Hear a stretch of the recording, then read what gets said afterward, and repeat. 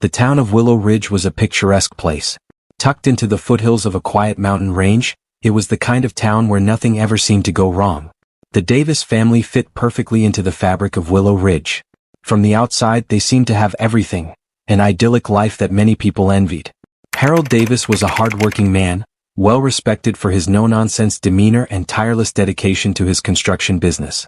A man of principles, he raised his children, Emily and Tyler, with the same values he embodied. His wife, Janet, was equally admired in town, a caring, devoted mother and wife. Together they projected the image of the perfect family. But beneath the polished veneer, tensions were brewing, especially between Harold and Emily. Emily was 19, beautiful, and at the precipice of adulthood. She had graduated high school a year prior and was taking time off before committing to college.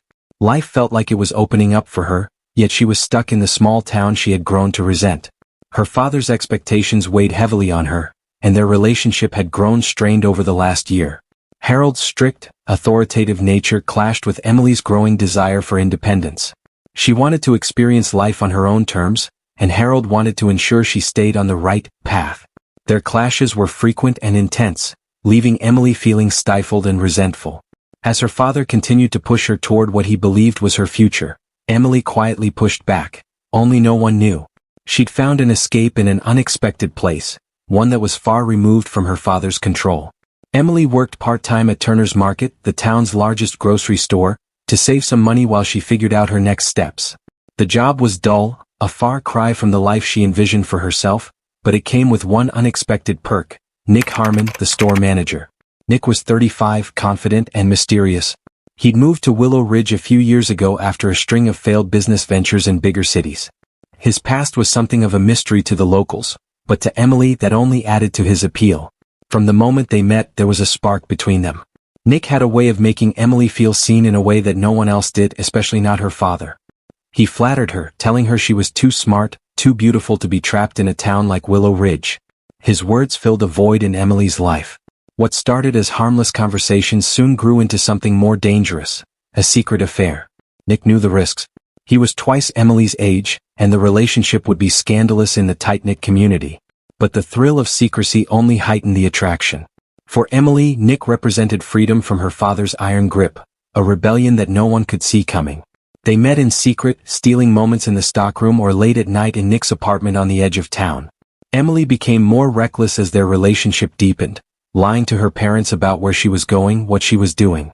Her mother, Janet, was none the wiser, but Harold began to suspect that something was off. Harold had always been protective of his daughter, but recently something about Emily's behavior troubled him. She was more secretive, quick to anger, and spent increasing amounts of time out of the house. It wasn't unusual for teenagers to seek independence, but Harold had an instinct for these things, and his gut told him something was wrong. One evening, Harold confronted Emily after she came home late, her excuses flimsy and vague. "Where were you tonight, Emily?" Harold's tone was sharp, eyes scanning her face for any hint of dishonesty. "Out with friends, Dad." "Just relaxing," she replied, her voice too casual. "Which friends?" he pressed. "Just some people from work." "You wouldn't know them," Emily shot back, growing defensive. The tension between father and daughter escalated.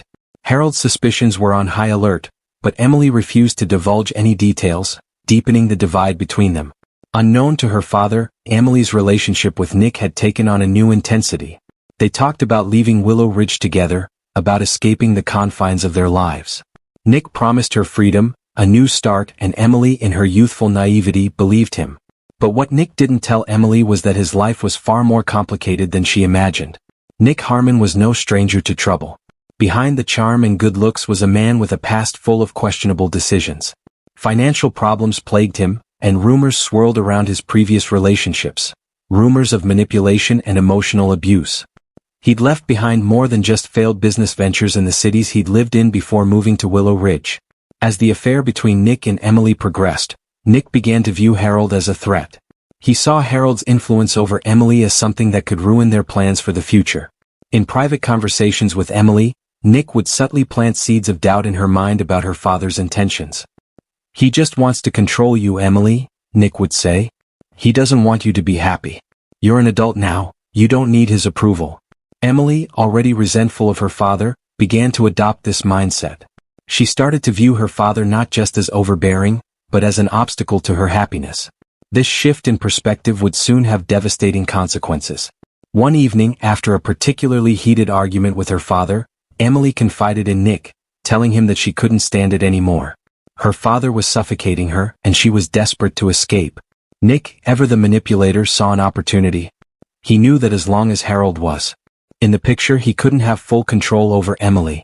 Slowly, he began to suggest that maybe the only way out was to remove Harold from their lives, for good. Emily, emotionally vulnerable and deeply infatuated, was hesitant at first. But as time passed, Nick's influence grew stronger. The idea of life without her father's control seemed increasingly appealing, and Nick made it sound so easy. All they needed was a plan. The argument that night with Harold was the worst it had ever been. Emily stormed out of the house in tears, clutching her phone as she dialed Nick's number. She didn't know where to go, but she knew she couldn't stay in that house anymore. Her father had pushed her to the edge. That night, as she met Nick at his apartment, something shifted between them. Nick, calm and calculating, could see Emily's desperation. This was the moment he had been waiting for, when she was fragile enough to bend to his will. As she cried into his arms, he gently whispered into her ear, "You don't have to live like this, Emily. You deserve to be free." Emily looked up at him, her tear-streaked face full of confusion.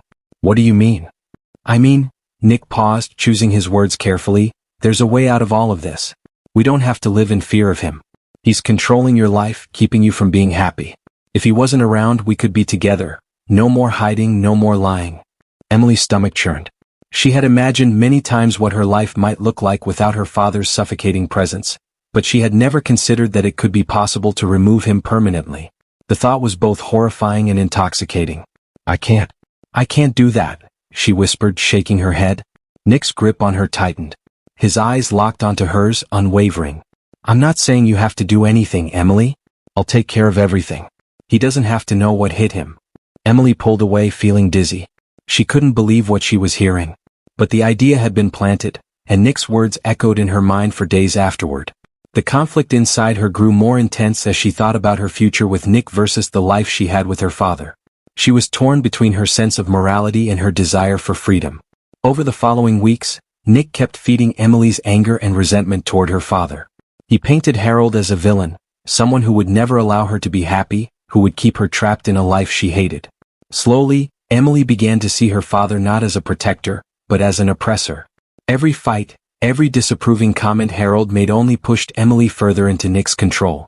Their secret meetings became more frequent, more dangerous.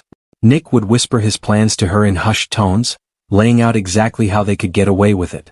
He promised her that no one would ever find out, that they would be free to start a new life together once her father was out of the picture.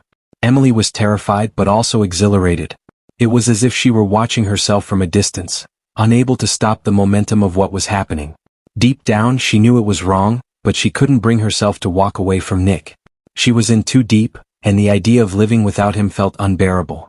One night, after yet another blowout argument with her father, Emily made the fateful decision to move forward with Nick's plan. It wasn't that she wanted her father dead, she just wanted the fighting, the control, the suffocation to stop. And in her mind, this was the only way. The plan Nick devised was as simple as it was sinister. Harold would be attacked at night when no one was around to witness it. Nick knew Harold's routine well enough through Emily's stories. He'd be home, likely drinking a glass of whiskey as he did most nights. Nick told Emily that he would sneak into the house, catch Harold off guard, and stage the scene to look like a robbery gone wrong. Emily's role in the plan was minimal. She would provide Nick with the keys to the house and make sure that her mother, Janet, would be out of town visiting her sister that weekend. It would just be Harold, alone and vulnerable. At first, Emily felt nauseous whenever they discussed the details. But over time, the horror of what they were planning became dulled by Nick's constant reassurance. He made it sound so simple, so clean. "It'll all be over before you know it," he'd say, stroking her hair as she lay in his arms. "You won't have to do anything, just let me take care of it." Nick's confidence made her feel like it was possible, like this was somehow the only solution to her misery. She clung to that belief even as the plan moved forward, step by step. It was a warm evening in late September when everything came to a head. The night seemed ordinary enough. Janet had left earlier in the day for her sister's house, leaving Harold alone for the weekend. Emily had been unusually quiet around the house, avoiding her father as much as possible. She had convinced him that she was going to spend the evening at a friend's house, and Harold, tired from work, didn't push back. The weight of what was about to happen pressed down on Emily as she left the house, clutching the spare key in her hand. Her fingers trembled as she drove to Nick's apartment, where he was waiting, his expression calm and determined. He took the key from her without a word, kissed her forehead, and told her to stay out of sight for the next few hours. Emily drove aimlessly, her mind racing with what was about to happen. She thought about turning back, about stopping Nick before it was too late, but every time she considered it, fear gripped her. She was too far gone. There was no undoing what had already been set in motion. Nick arrived at the Davis household just after 10 p.m. Harold was sitting in his favorite chair, the living room dimly lit by a single lamp. The house was quiet and Harold, relaxed after a few drinks, didn't hear Nick enter. Everything was falling into place exactly as Nick had planned. Nick crept up behind Harold, gripping the crowbar he had brought with him. He hesitated for only a moment before swinging it down with brutal force. The sickening crack of metal against bone echoed through the room as Harold collapsed, blood pooling around him. He hadn't even had a chance to fight back. Nick worked quickly to stage the scene. He knocked over a few pieces of furniture, opened drawers to make it look like a robbery. He wiped down anything he had touched, careful not to leave any trace of himself behind. Within an hour he was gone, leaving Harold's lifeless body behind. As he drove back to his apartment, Nick felt a surge of adrenaline. It had been easier than he'd expected. Harold had gone down without a fight, and now he and Emily were free. The next morning, Emily returned home to find her mother's frantic voice on the answering machine. Janet had been trying to reach Harold all night with no success. Her worry had grown, and she asked Emily to check in on him. Emily's heart pounded as she entered the house. She knew what she would find, but nothing could have prepared her for the sight of her father's body, crumpled on the living room floor. The smell of blood hung in the air, and the room was eerily silent. She stood frozen for a moment, unable to breathe. Her mind raced. She knew she had to call the police, to play the part of the shocked and grieving daughter.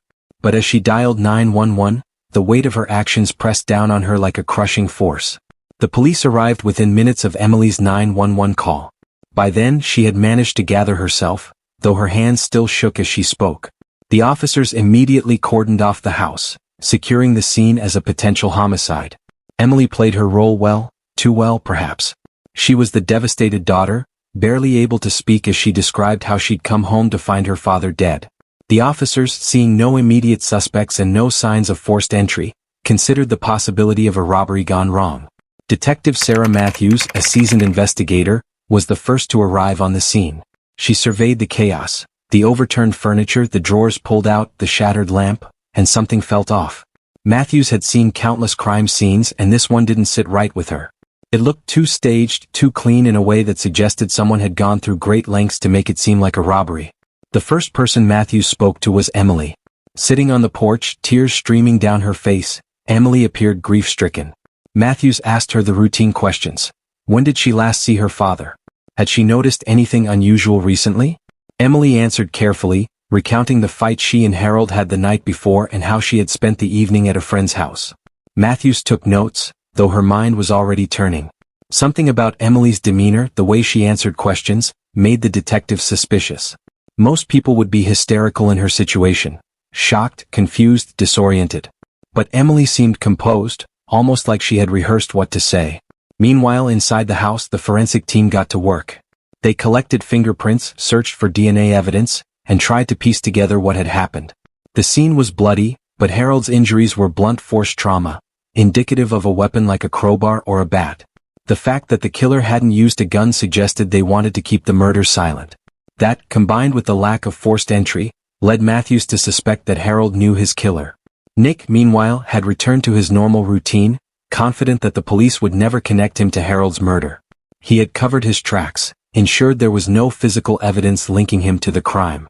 What he hadn't anticipated was the sheer weight of guilt that began to bear down on Emily. In the days following Harold's death, Emily became increasingly paranoid. She avoided Nick's calls, stopped showing up at work, and stayed locked in her room at home. Janet, mourning her husband's death, was too distraught to notice the change in her daughter's behavior.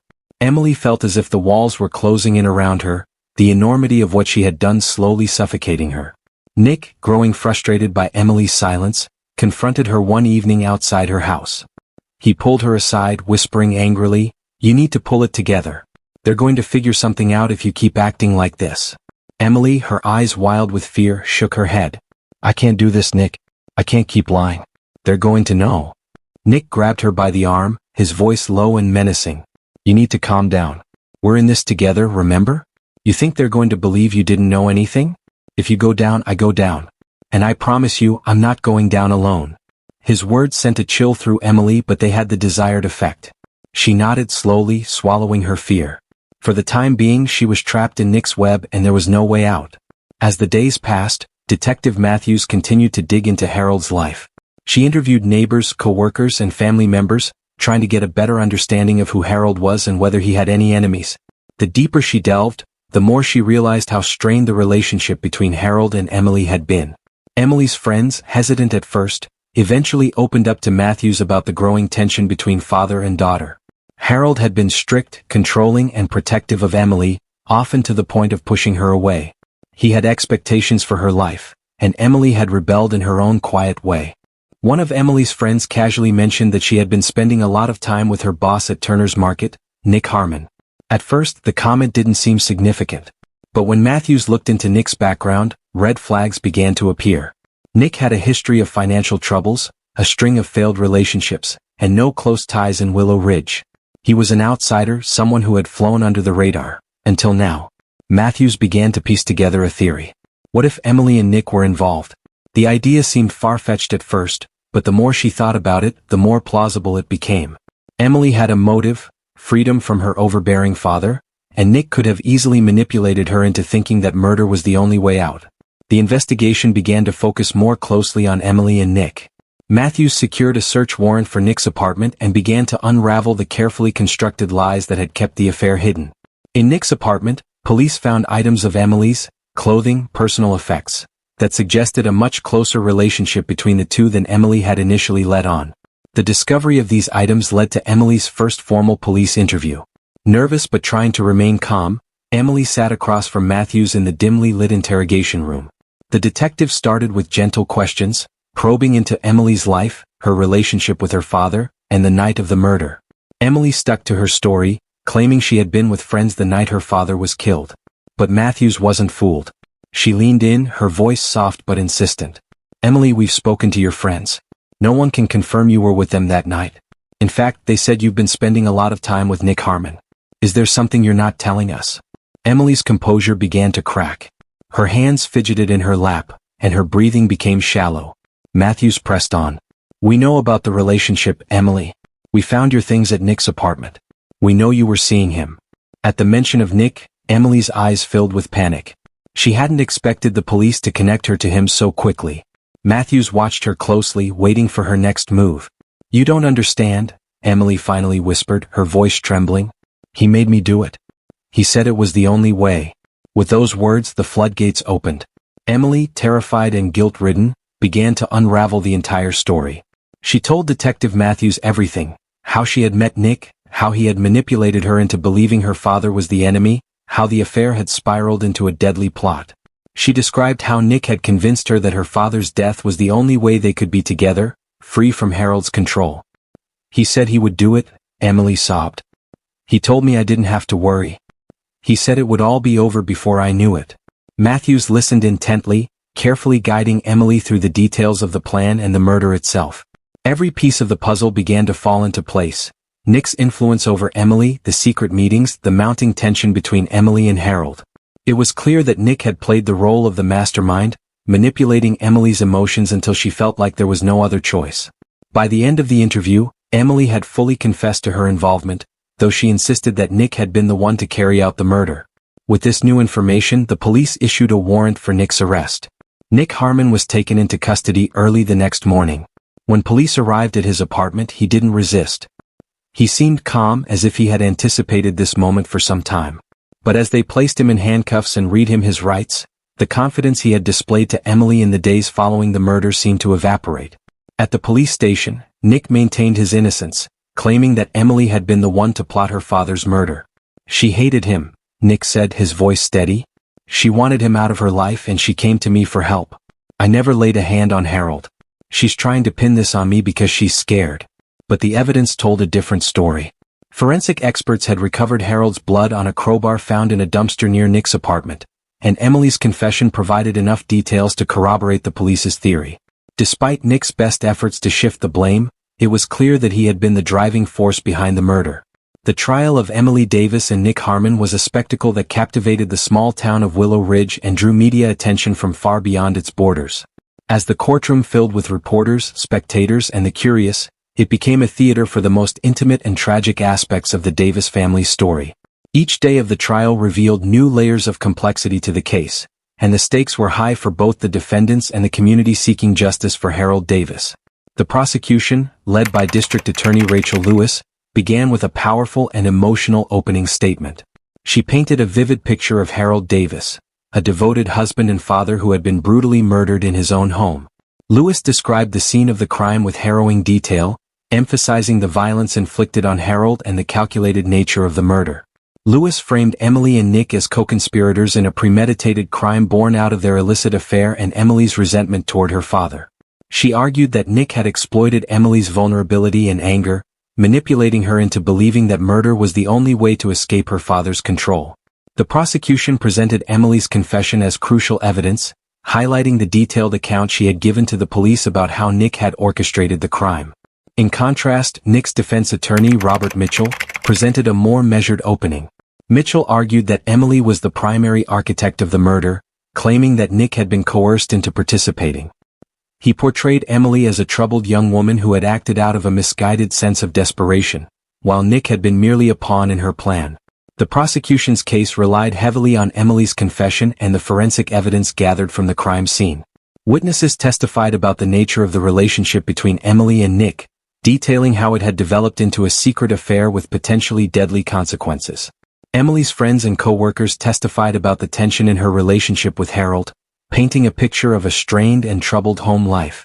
The prosecution highlighted Emily's behavior in the days leading up to Harold's murder, suggesting that her anxiety and erratic actions were indicative of a guilty conscience. Forensic experts took the stand to discuss the evidence found at the crime scene. They confirmed that Harold had been killed with a blunt instrument, consistent with the crowbar found near Nick's apartment. The DNA and fingerprint evidence linked Nick to the crime scene, bolstering the prosecution's claim that he had been an active participant in the murder. Emily's emotional testimony was a pivotal moment in the trial. She took the stand and recounted the events leading up to the murder, her voice trembling with remorse. Emily detailed how Nick had convinced her that killing her father was the only solution to their problems. Her confession, combined with the prosecution's evidence, painted a damning picture of both defendants. Nick's defense strategy centered on discrediting Emily's testimony and casting doubt on her credibility. Mitchell argued that Emily had fabricated parts of her confession to deflect attention from her own culpability. He suggested that Emily had a motive to frame Nick, seeking to protect herself from a more severe sentence by implicating him. Mitchell also attempted to undermine the forensic evidence, questioning the handling and analysis of the evidence collected from the crime scene. He argued that the DNA and fingerprints could have been planted or misinterpreted, suggesting that the evidence was not conclusive. Throughout the trial, Mitchell portrayed Nick as a man who had been manipulated by Emily, emphasizing that he had been a reluctant participant who had been coerced into committing the crime. He argued that the true instigator of the murder was Emily, who had orchestrated the plot and manipulated Nick into carrying out her plan. After weeks of intense testimony and emotional testimony, the case was handed over to the jury. The deliberations were tense, as the jurors weighed the evidence and the conflicting accounts presented by the prosecution and defense. The decision was difficult as both Emily and Nick had their own versions of events, and the jury had to decide who was more culpable for Harold's murder. The verdict came down after several days of deliberation. Emily Davis was found guilty of first-degree murder and conspiracy, and Nick Harmon was found guilty of conspiracy to commit murder and accessory to the crime. The jury's decision reflected their belief that Emily had been the driving force behind the murder, but that Nick had played a significant role in carrying out the crime. Sentencing was a somber affair. Emily was sentenced to 25 years to life, with the possibility of parole after 25 years. Her sentence reflected the jury's recognition of her role in the murder and the emotional turmoil she had endured. The judge acknowledged the complexity of her situation but emphasized that her actions had resulted in the tragic loss of a life. Nick received a life sentence without the possibility of parole. His sentence was a reflection of the gravity of his involvement in the crime and the impact of his manipulative actions. The judge noted that while Nick had been a key player in the conspiracy, his lack of remorse and the calculated nature of the crime warranted the harshest penalty. The trial had left a lasting impact on Willow Ridge. The community struggled to come to terms with the brutal reality of the crime and the betrayal of those involved. The trial had brought to light the deep-seated issues within the Davis family and the destructive power of manipulation and deceit. In the aftermath of the trial, the town sought to heal from the trauma. Support groups and counseling services emerged to help residents process the emotional impact of the case.